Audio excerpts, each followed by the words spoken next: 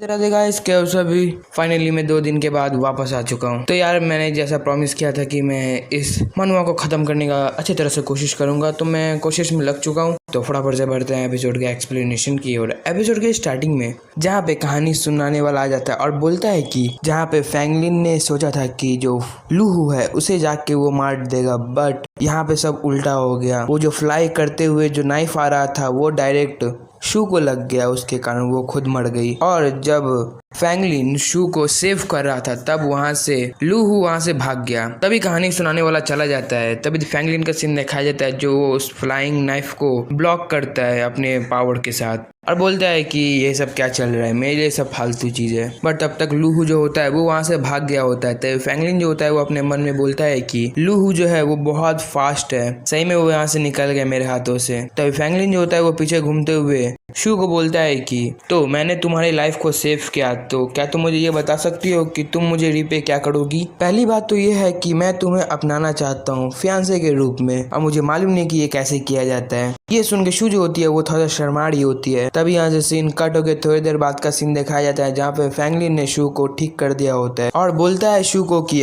अभी तुम ठीक हो तो वापस से घर जाओ और अच्छे तरह से रेस्ट करना। तभी शू का सीन दिखाया जाता है जो बोलती है कि तुम्हारा शुक्रिया कि तुमने मेरा इतना हेल्प किया, और बोलती है कि बट तुम जो बोले कि मैं तुम्हें अपनाना चाहता हूँ ये नहीं हो पाएगा क्योंकि मैं मरने वाली हूँ। तभी फैंगलिन जो होता है वो अपने हाथों पे एक पिल लाता है और शू को देते हुए बोलता है कि क्या तुम्हारे बॉडी के अंदर पॉइजन है। तभी शू जो होती है वो उसके हाथों से पिल लेते हुए बोलती है कि थैंक यू फैंगलिन, तुमने मेरा इतना ज़्यादा मदद कर दिया। तभी फैंगलिन जो होता है वो वहाँ से जाने लगता है और बोलता है कि ठीक है बाय, मैं तुमसे बाद में मिलूंगा। तभी शू जो होती है वो बोलती है कि तो क्या तुम यहाँ से जा रहे हो, क्या तुम्हें मुझसे कुछ रिपे नहीं लेना है और क्या तुम्हें मुझसे कोई फ़ायदा नहीं चाहिए, रिटर्निंग में मैं तुम्हें कुछ देना चाहती हूँ। बट फैंगलिन जो होता है वो बोलता है कि ठीक है कोई दिक्कत नहीं, वो चला जाता है। तभी यहाँ से सीन कट होके एक टैक्सी का सीन दिखाया जाता है जो सिटी की तरफ जा रहा होता है, जिसके अंदर फैंगलिन बैठा होता है। वो अपने फोन में कुछ देख रहा होता है। तभी वो फोन में वही फाइल लोटस को देख रहा होता है जिसका पिक्चर उसने लिया था।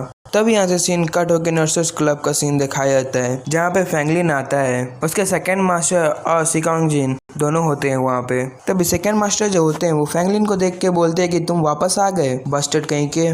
तभी सिकांग जिन जो होती है वो बोलती है कि बॉस आप वापस आ गए। तभी फैंगलिन जो होता है वो बोलता है कि मैं यहाँ पे वापस इसलिए आया हूँ क्योंकि मैंने बहुत बड़ा ट्रेजर ढूंढा है जिसको मैं तुम लोग को दिखाने वाला हूँ। तभी वो हाथ के ऊपर एक पिल लाता है, वही फायर लोटस का पिल। ये देख के जो सेकेंड मास्टर होते हैं वो बहुत ज़्यादा हैरान हो जाते हैं और बोलते हैं कि क्या ये तो फायर लोटस का सीड है, ये सही में एक ट्रेजर जैसा है। मैंने इसको कब देखा था, 13th ईयर पहले मैंने देखा था इस सीड को, वो भी मीटियोर में गायब हो गया। तभी फैंगलिन जो होता है वो सेकेंड मास्टर को पिल देते हुए बोलता है तो क्या आपको ये खाना है, लीजिए। तभी वो सेकंड मास्टर के हाथों में पिल फेंक के देता है। तभी सेकंड मास्टर जो होते हैं वो फायर लोटस के सीड को देखते हुए बोलते हैं कि क्या मैं इसे खा लूँ, क्या तुम्हें कोई प्रॉब्लम तो नहीं है, क्या ये अच्छा होगा।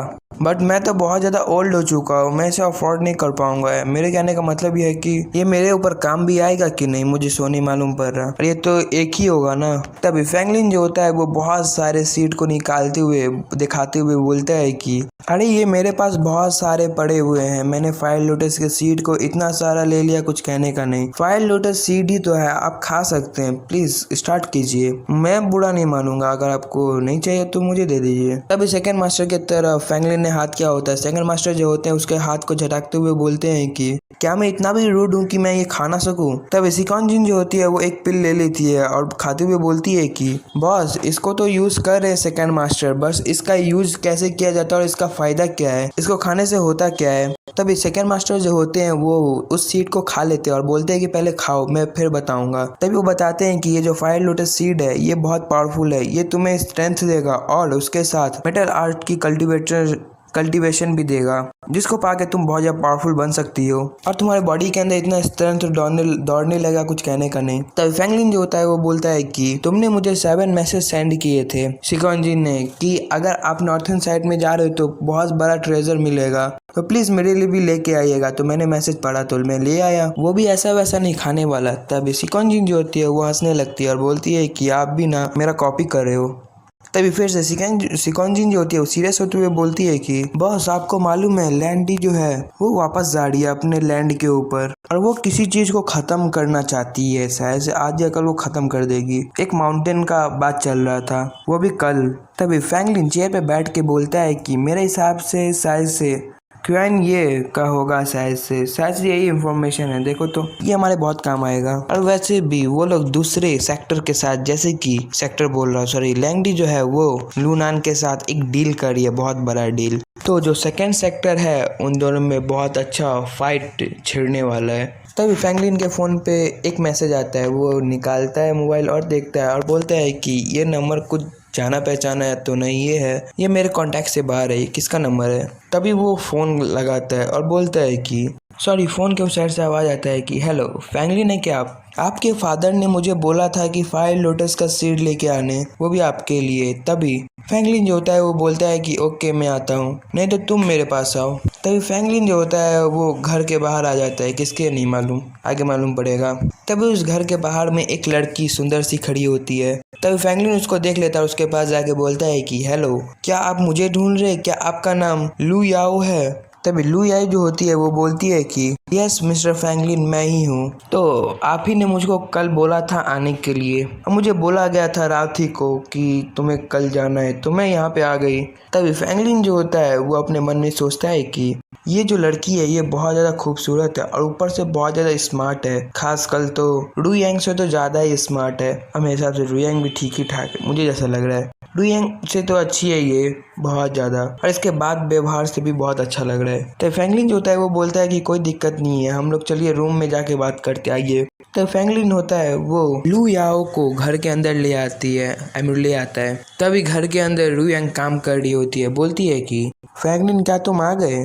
तुम्हारा खाना जो है वो रेफ्रिजरेटर में रखा हुआ है, जाके तुम खा सकते हो। तभी फ्रैंकलिन जो होता है लू याओ को अंदर ले जा रहा होता है। तभी रू यांग उसे देख लेती है और बोलती है कि ये लड़की कौन है? तभी लू याओ जो होती है वो बोलती है कि हेलो मेरा नाम लू याओ है, फ्रैंकलिन की फियांसे। ये सुन के रू यांग को बहुत बड़ा झटका लगता है। तब फ्रैंकलिन जो होता है वो बोलता है कि याओ को प्लीज़ तुम झूठ मत बोलो, तुम मेरी फैंसी हो, प्लीज़ सच बोल दो। तभी लू याओ जो होती है वो बोलती है कि यस मैं मिस्टर फैंग चैन ने मुझे अरेंज किया है शादी करने के लिए। तभी फिर से बोलती है कि याओ तो क्या सर्वेंट अपने मास्टर की वाइफ नहीं बन सकती? क्या वो अपने मास्टर को टी नहीं सर्व कर सकती? क्या सर्वेंट ऐसा नहीं कर सकती? अगर मैं टी नहीं सर्व करूंगी तो क्या तुम करोगी? तभी रू यांग जो होती है वो बोलती है चिल्ला के कि क्या टी? तुम क्या बात कर रही हो? तुम हो कौन? क्या तुम्हें मालूम है कि तुम किससे बात कर रही हो और मैं कौन हूँ? तभी रू यांग जो होती है वो अपने आप को हल्का करते हुए बोलती है कि ये तो एक सर्वेंट है, बट मैं तो फ्रैंकलिन की वाइफ हूँ। तभी लू याओ जो होती है वो रू यांग के पास जाके बोलती है कि तो तुम एक लड़की हो और हम दोनों सेम ही है, आई मीन टू से कि दोनों एक ही है, तो आज के बाद से तुम मुझे सिस्टर बुलाओगी, वो भी आज से, अभी से, इसी वक्त से। तभी पीछे से फ्रैंकलिन भी होता है, वो बोलता है कि ये मेरे डैड क्या कर रहे हैं, अलग अलग लड़की से मुझे मिला रहे हैं। तभी फ्रैंकलिन जो होता है वो रू यांग को समझाते हुए बोलता है कि ये जो है ये लड़की ये मजाक कर रही है तुमसे, ऐसा कुछ भी बात नहीं है। तभी फ्रैंकलिन जो होता है अपने मन में सोचता है, नहीं सॉरी, रू यांग जो होती है वो बोलती है कि ये दोनों में से किसी एक को क्लैम डाउन करना चाहता है।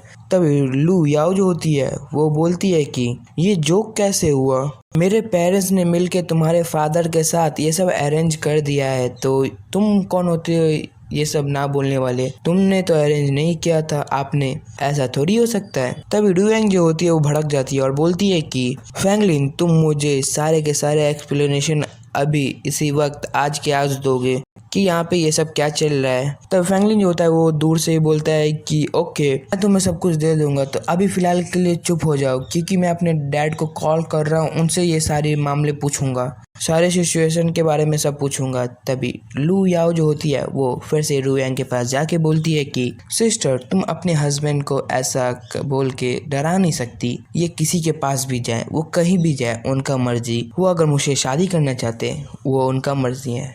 आपको समझ में आया? तब लू यांग जो होती है वो अलग अंदाज में बोलती है कि अगर तुमने ज्यादा किया तो मैं तुम्हें छोड़ूंगी नहीं। तुम मुझे एक लेसन सिखा रही हो, मैं कोई बच्ची नहीं हूँ कि कोई भी मुझे आके पढ़ा के चला जाएगा। फैंगलिन तुम्हारा कभी था ना कभी होगा, नहीं मैं ऐसा चांस दूंगी उसको कि तुम्हारे साथ मैरिज कर सके। मैं अपना माइंड को कभी चेंज नहीं करूंगी।